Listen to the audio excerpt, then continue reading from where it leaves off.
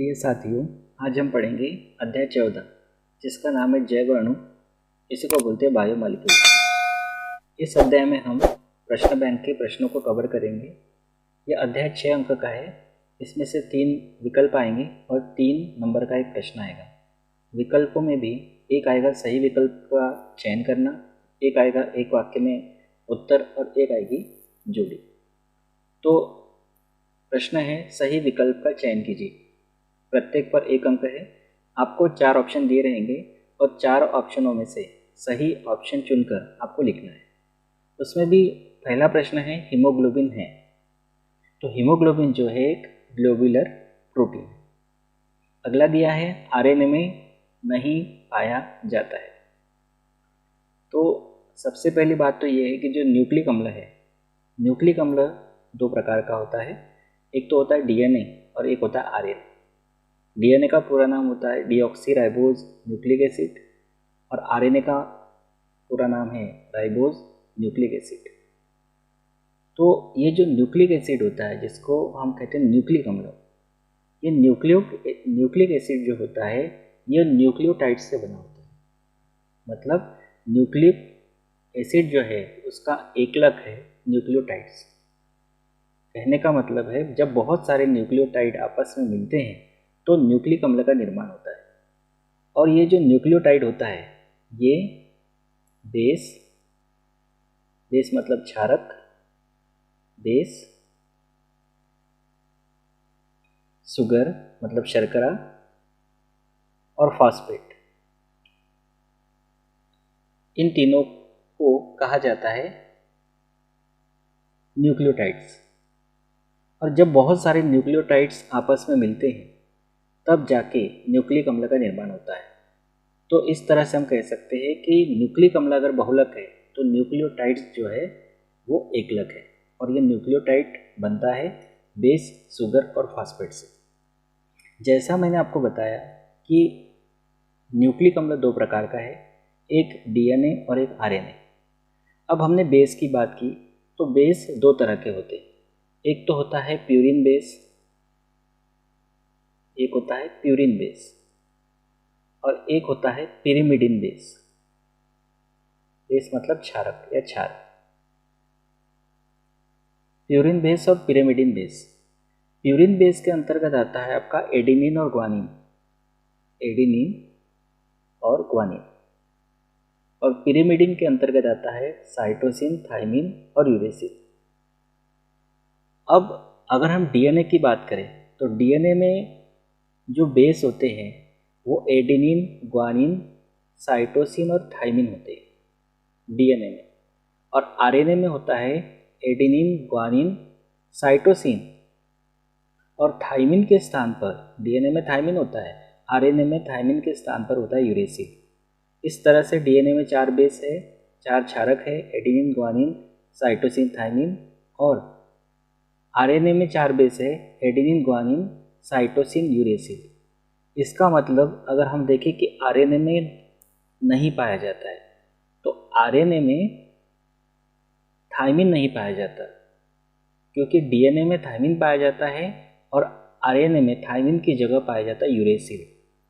तो कुल मिला के देखा जाए तो आरएनए में क्या नहीं पाया जाता, तो थाइमिन नहीं पाया जाता।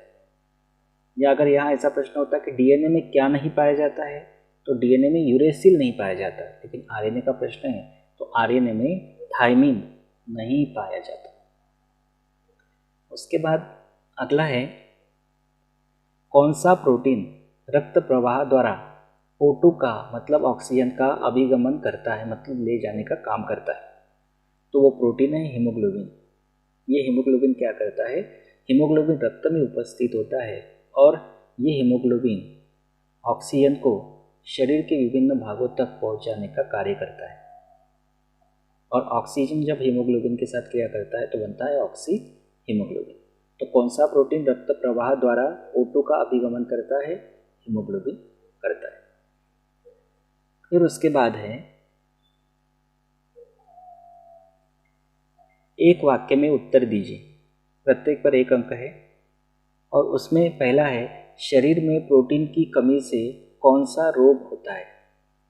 तो शरीर में जब प्रोटीन की कमी हो जाती है तो इससे रोग होता है क्वाशियोरकर, या इस तरह से लिखा है लेकिन क्वाशियोरकर भी आप लिख सकते हो। और एक रोग होता है और मरासमस, तो हमने एक रोग लिख दिया है क्वाशियोरकर, ये रोग हो जाता है। यहाँ पे इसको हम ऐसा हटा के सीधा ध्यान रख लेते हैं, क्वाशियोरकर रोग हो जाता है प्रोटीन की कमी से। अगला है रक्त का थक्का बनने में कौन सा प्रोटीन उत्तरदायी है।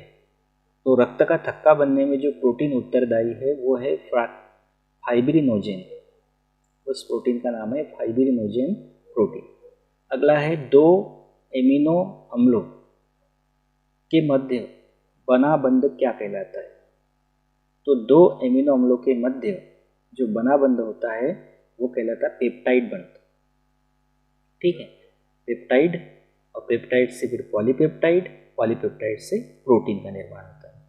तो दो एमिनो अम्लों के मध्य कौन सा बंध पाया जाता है, पेप्टाइड बंध पाया जाता है।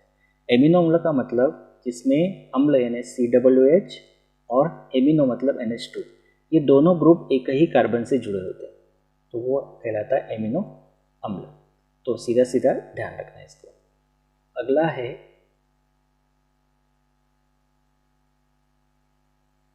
सही जोड़ी बनाइए, प्रत्येक पर एक अंक है। पहला है प्रोटीन की संरचना।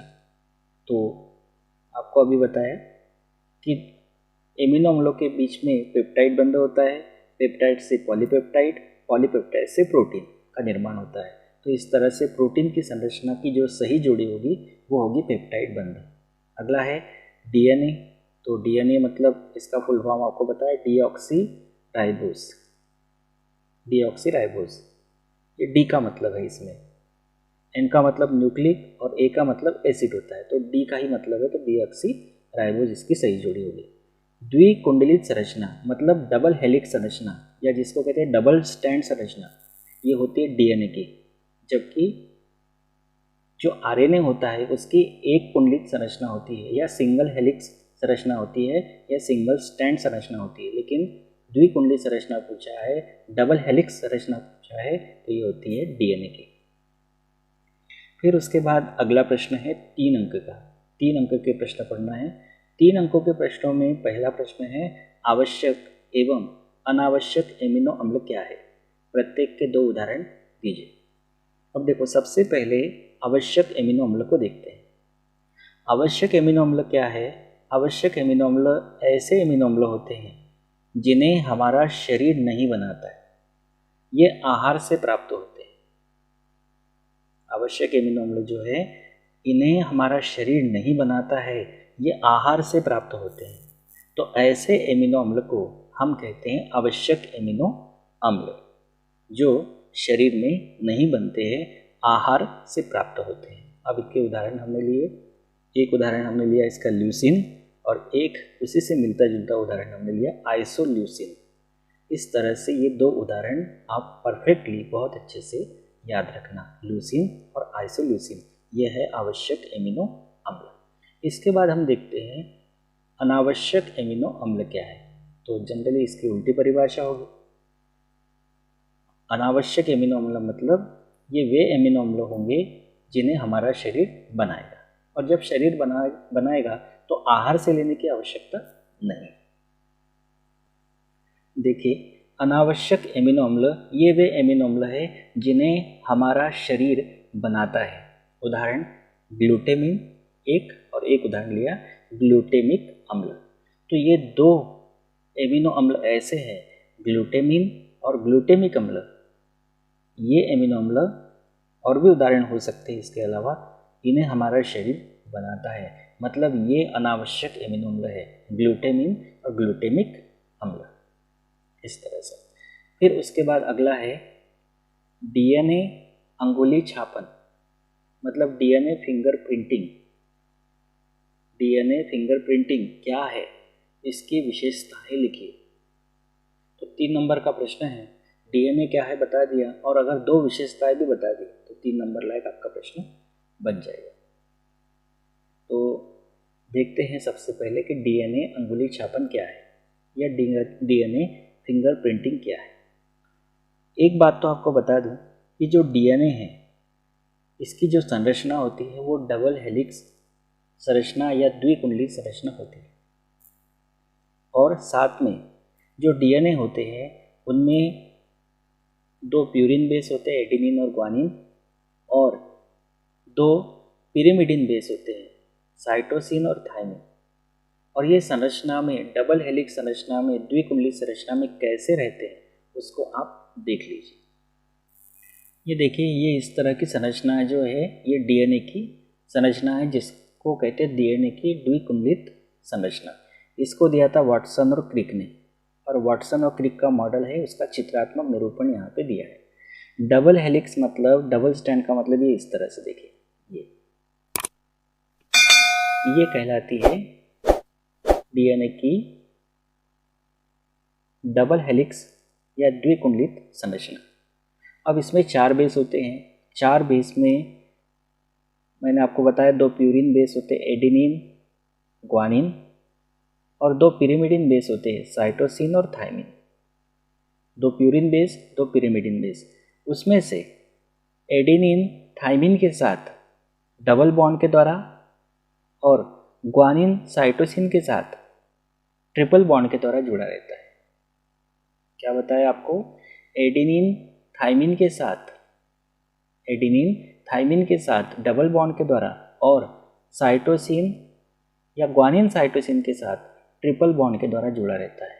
ये देखिए, ग्वानिन साइटोसिन ट्रिपल बॉन्ड, फिर adenine thymine double bond, thymine adenine double bond, adenine thymine double bond. तो इसके बाद cytosine guanine triple bond, guanine cytosine triple bond, thymine adenine double bond, cytosine guanine triple bond. तो इस तरह से जुड़ा रहता है। अब देखिए, एक और समझने वाली बात है। मैंने आपको बताया था कि न्यूक्लिक अम्ल जो होता है, न्यूक्लिक अम्ल का ही प्रकार है डीएनए। न्यूक्लिक अम्ल जो होता है 2 प्रकार का, डीएनए, आरएनए। तो डीएनए हो चाहे आरएनए हो, बना होगा 3 चीज़ों से, बेस, शुगर, फॉस्फेट। उसमें से ये बेस है, यहाँ होगा शुगर। समझना बात को, ठीक है। जैसे यहाँ मैं बता दूँ, कहीं पे एक बता देता हूँ, यह होगा बेस, यहाँ होगा शुगर, फिर होगा फॉस्फेट, फिर उसके बाद बेस, फिर शुगर, फॉस्फेट, फिर बेस, शुगर, फॉस्फेट।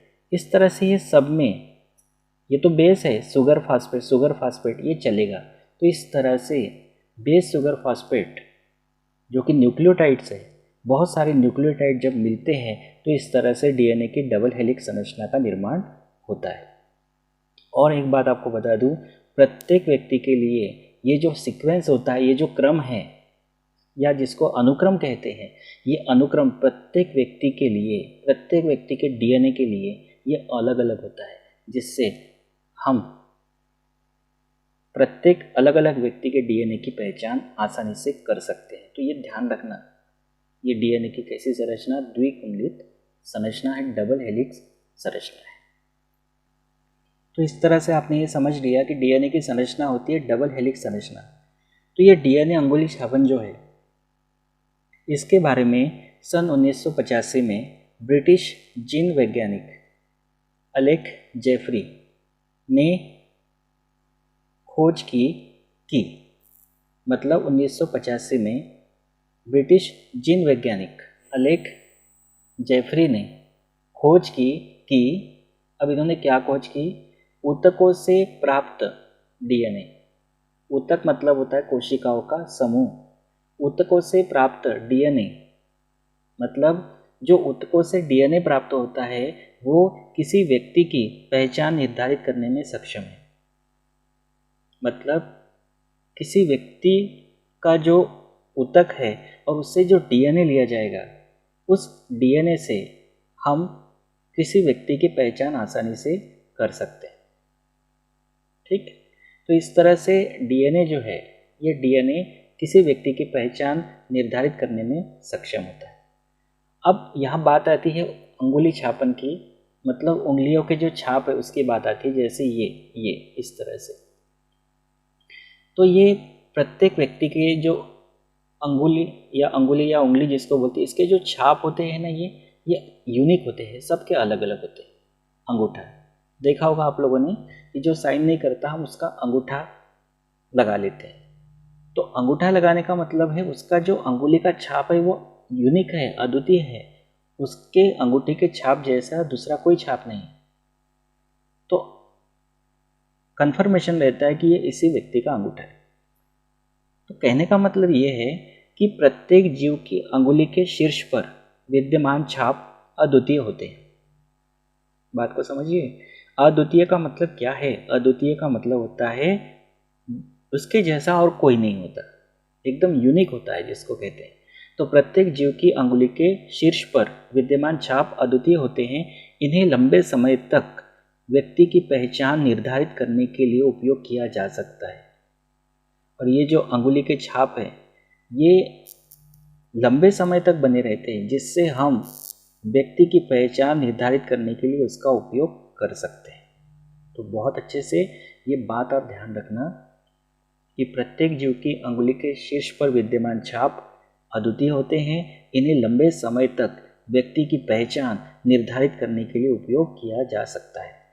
किसी भी व्यक्ति में डीएनए के क्षारकों का क्रम, जैसा कि मैंने आपको बताया कि कोई भी व्यक्ति हो, प्रत्येक व्यक्ति में डीएनए जो होता है उस डीएनए में जो क्षारक होते हैं या इसको बेस कहते हैं, मैंने आपको बताया था एडेनिन थाइमिन के साथ डबल बॉन्ड के द्वारा और ग्वानिन साइटोसिन के साथ ट्रिपल बॉन्ड के द्वारा। तो ये जो क्षारकों का क्रम होता है, ये जो बेस है, इनका जो क्रम होता है ये अद्वितीय होता है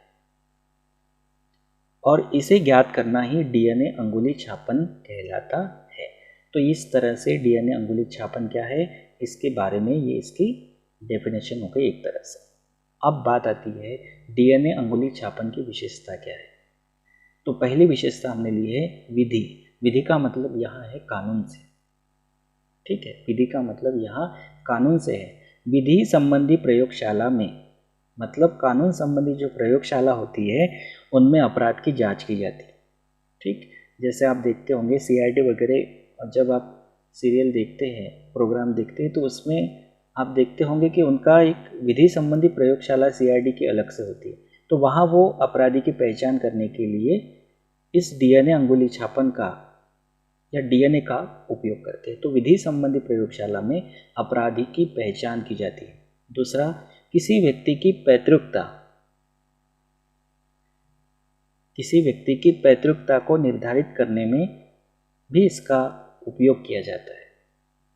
और जैव विकास के पुनर्लेखन में किसी प्रजाति समूह की पहचान भी इससे की जाती है। तो आप इनमें से कोई भी दो विशेषता याद रख लेना। तो इस तरह से इस टॉपिक को हम यहीं तक छोड़ते हैं। इसके बचे हुए क्वेश्चन हम अगले वीडियो में अगले पार्ट में लेंगे। तो आज के लिए इतना ही। Thank you.